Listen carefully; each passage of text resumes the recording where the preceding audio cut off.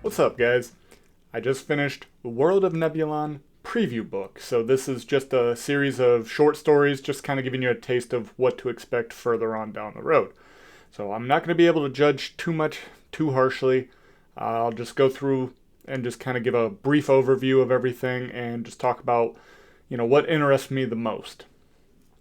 So, story one, it's a big kaiju attacking the city, and there are two heroes that decide to team up. One is able to turn into a big old kaiju himself, and his name is Kaiju Man.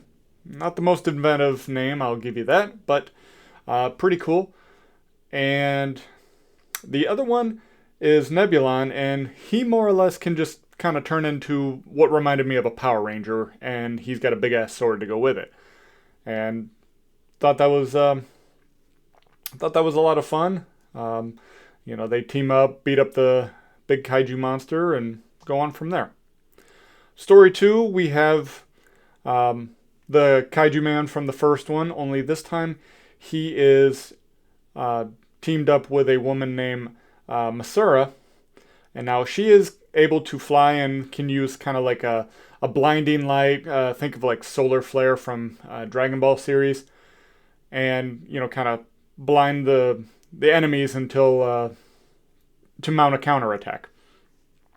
And these two are able. They have to take on three kaiju's, one of which is a humanoid who turned into like a hyena or a wolf monster, and they're by defeating him, they're also likely making a new ally there. Again, I don't get the full story on this, so I'm just able to kind of piece together this. At the end, they were able to bring him to like their headquarters, and they're doing an evaluation. So maybe he's an ally, maybe he's an enemy. I don't know yet. But that's what I have here.